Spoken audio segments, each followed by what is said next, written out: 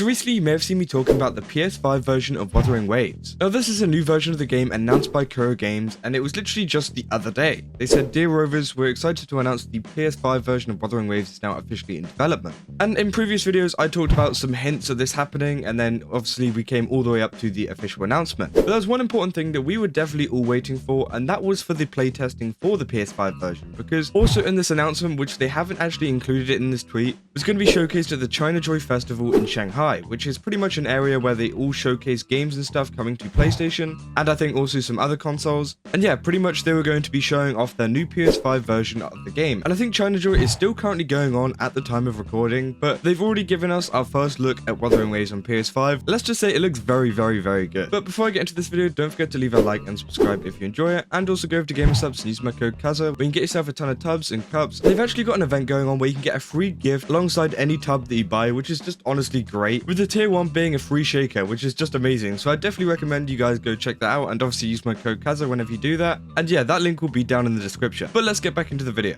So we've got this news article from Push Square, and pretty much the article says, "Your first look at Wuthering Waves PS5 was filmed on a potato, but it looked smooth." Now, obviously there's been a slander towards whoever recorded this footage, but pretty much they show off this video on YouTube of Wuthering Waves being played on PS5. And let's just play through it here. You can see, you know, the camera quality isn't great, so we don't get like the full experience of, you know, how the quality is. But again, it's looking pretty smooth, especially how the characters move and everything on the screen. I don't know what kind of quality screen they've got to use for this. I assume it's something quite high. But again, it looks really, really smooth, especially for a console game. And obviously the PS5 has been upgraded a ton since its predecessor, so they're going to have a ton of computing power whenever it comes to, you know, running Wuthering Waves. And yeah, it just looks overall amazing. And you can see that the movesets kind of work super smoothly, and I don't think there's any kind of like input issues, because you can get that quite a lot in a lot of console games. You know, you think about games like Rainbow Six and stuff, it can be harder to play on console because, you know, it's harder to aim and stuff, whereas Wuthering Waves isn't really one of those kind of games where you need to have that like precision aiming on a console controller or something like that.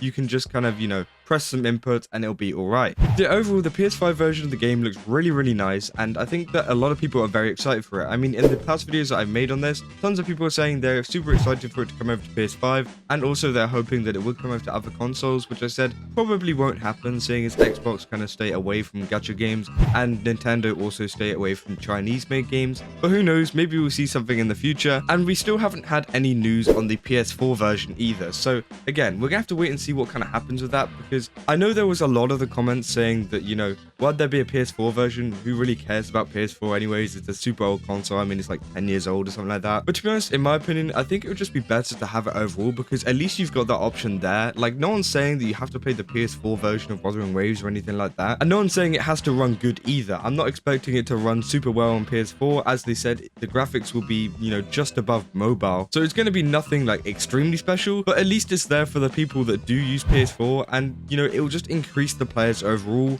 rather than just, you know, not having that option at all and therefore missing out on a player, because obviously someone with a PS4 is going to play this game, even if it's just like one person, which again could prove profit for WuWa Games. And I think it's just better to have it there instead of just like ignoring it overall, because, you know, it's just basically free money, especially seeing as they're paying for the licensing for it to be on the PlayStation anyways. They get to have it on both of the consoles. I'm pretty sure that isn't an increased price if you can run it on both of them. So again, they're just making the most out of their money for sticking it on the PlayStation Store, meaning that, you know, pretty much anyone with both of the consoles can play it, which again would be amazing. But also there was this article from the Video Gamer, which I thought I'd also talk about in this video, because it would be kind of hard for console players to fight. Ajura is like the dragon-like boss that came in the newest kind of main quest of Wuthering Waves, and it is a very annoying boss to fight, and I think a lot of people have found that. Now, this article has the headline, "Wuthering Waves fans collectively call out annoyingly designed boss fight," which again, it is very annoying, seeing as, you know, it's this big dragon thing that could just fly about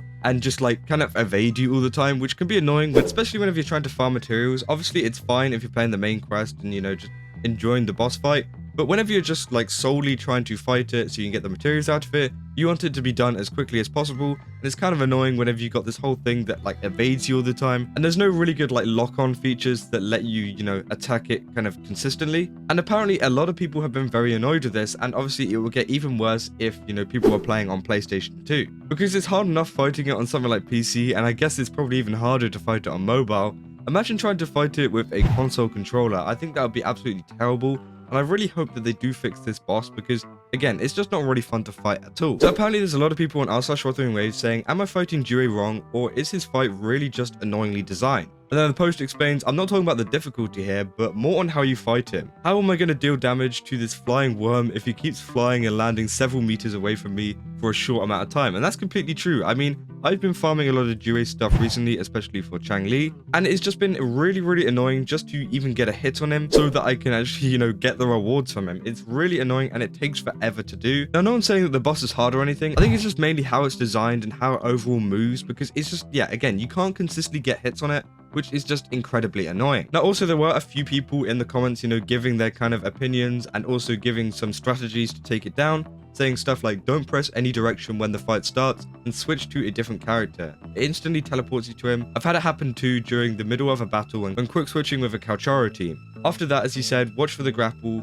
Grapple, use your heavy aerial attack. Once on the ground, get ready to dodge twice from his tail whip. Again, I don't think it should really be like this at all. I think it should be a much more straightforward boss fight. I don't mind it having like complicated mechanics that you can dodge and parry, but I think it just evading you constantly can get very annoying. It just kind of drags out the overall fight time, which again, I don't think anybody really likes unless it's for a main story. And a lot of people are saying it kind of reminds them of the Weenet from Genshin, which again is very true. The Weenet was such an annoying boss to fight in Genshin, especially with its high health as well. It just took forever to kill. And with everything like the timer and the Spiral Abyss, it just got super annoying. So I really hope we don't see Jure in the Tower of Adversity anytime soon. I don't actually know if he's already in it. I haven't really touched the Tower of Adversity recently. But again, if they do add him to it, it's going to get very annoying for a lot of players that are trying to take him out quickly to, beat the timer that's literally on the screen and part of this game mode with a dragon that is constantly evading them and just doesn't want to take damage. So again, it's going to get very annoying if that happens, and I hope that Wuthering Waves do make some kind of fix here. Maybe,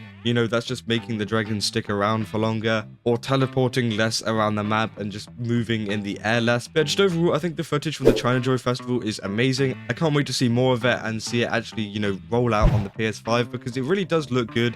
And I think there's just a certain thing about the PS5 where they just like make it look better. I don't know what it is. I think it might be something to do with the hardware. It just looks so much smoother than even just like a PC. So I'm super excited to see a lot of people playing that, and also the people that are coming over to the game just from having a PS5, which is great. And yeah, I also hope that they do fix the Jure stuff, because a lot of these people coming over to PS5 might not be able to fight the Jure boss as easy as maybe a lot of us people on PC. So yeah, hopefully that changes in the future. Let me know down in the comments what you guys think. Do you think the PS5 version of Wuthering Waves looks good? And also, do you think the Jure is annoying, or do you think it's actually fine and you haven't had any issues with it? Because again, it could just be me and a lot of these people in the subreddit that agree with this statement saying that Jure is a annoying boss to fight and that everyone else is actually okay with it. But again, I really don't think that's the case. But yeah, just let me know. Yeah, that's about all I got for this video. If you did enjoy it, then don't forget to leave a like and subscribe. And as I said, go over to GamerSubs, use my code Kaza. They've got a cool early Christmas event thing going on. Even though it's the end of July,